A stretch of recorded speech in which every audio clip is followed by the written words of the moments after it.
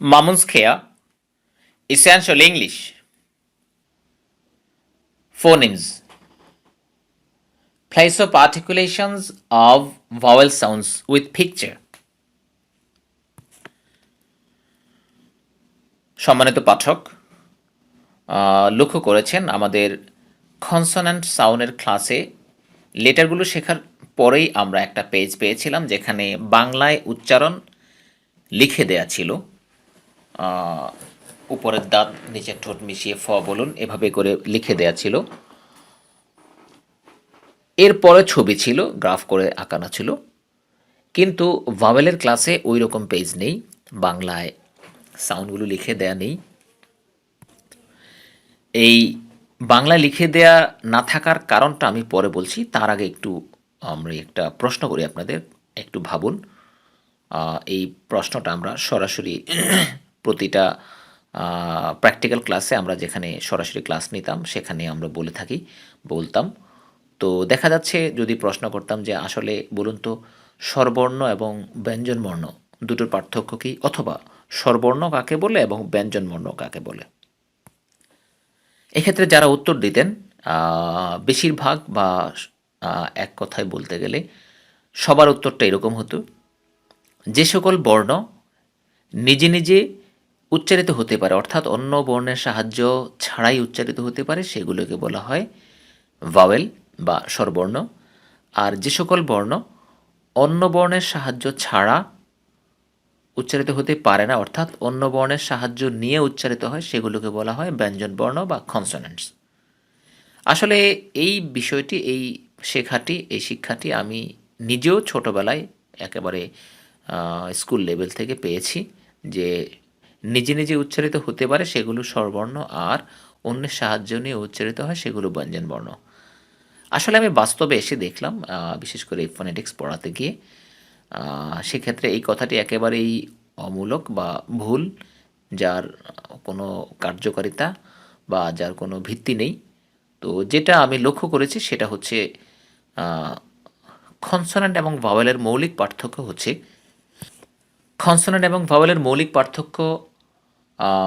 Consonant বলার সময় speech organ, speech organ বলতে আমাদের মুখের যেই পার্টসগুলো, উপরের দাঁত, নিচের ঠোঁট, মাড়ি, তারপর জিহ্বা, তালু, এই যে একটার সাথে একটা স্পর্শ করে, টাচ করে, কনসোন্যান্ট সাউন্ডগুলো বলার সময় এই স্পিচ অর্গান একটা আরেকটার সাথে টাচ করে, যেই বর্ণগুলো টাচ করে সেগুলোকে আমরা কনসোন্যান্ট বলি। যেমন ফ বলার সময় উপরের দাঁত নিচের ঠোঁটকে স্পর্শ করবে, ফ বলার সময় দুই ঠোঁটে স্পর্শ করবে। ঠিক একইভাবে অন্যান্য যেই কনসোন্যান্টই বলি আমরা, একটা স্পিচ অর্গান আরেকটা স্পিচ অর্গানের সাথে টাচ করে, স্পর্শ করে যেগুলো, সেগুলো কনসোন্যান্ট।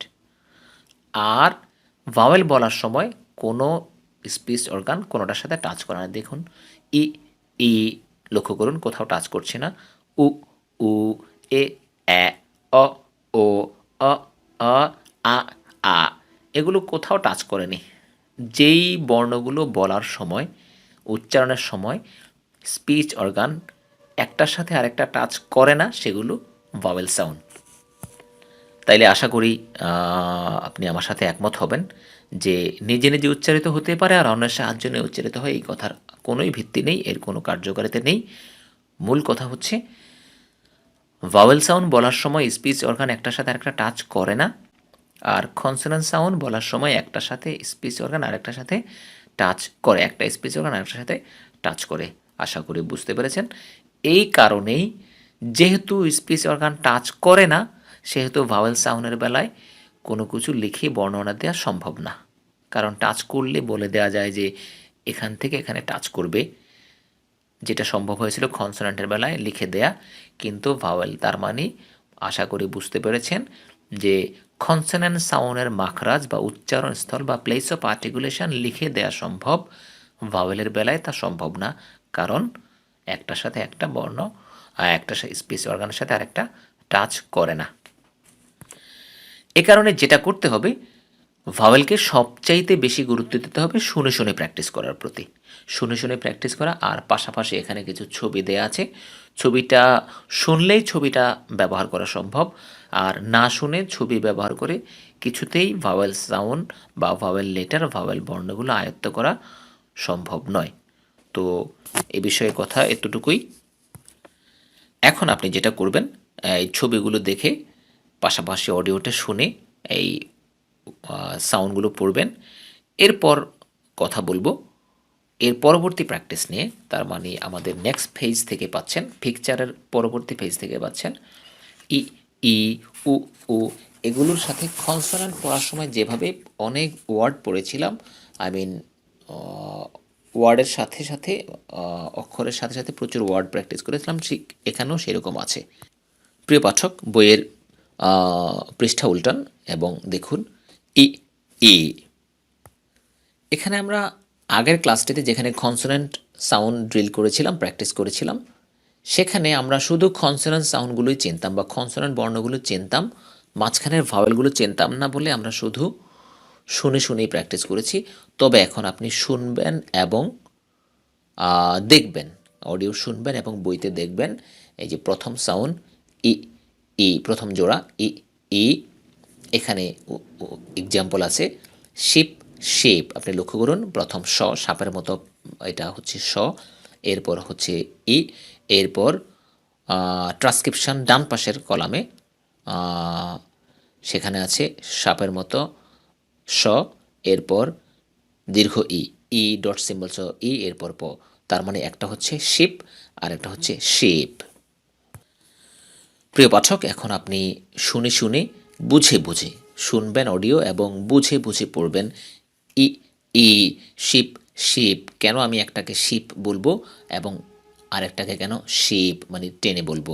পড়ুন ই, ই, শিপ, শিপ। ই, ই, মিট, মিট। ই, ই, ট্রিন, ট্রিম। ই, ই, রিড, রিড। ই, ই, হিট, হিট। ই, ই, উইট, উইড। ই, ই, ফিল, ফিল। ই, ই, থিন, থিম। ই, ই, this, these. ই, ই, চিপ, চিপ। ই, ই, জিন, জিন্স। ই, ই, সিট, সিট। ই, ই, জিং, জিল। ই, ই, ফিট, ফিট। ই, ই, বিট, বিট। ই, ই, নিট, নিট। ই, ই, লিড, লিড। ই, ই, খিস, খিজ। ই, ই, ডিপ, ডিপ।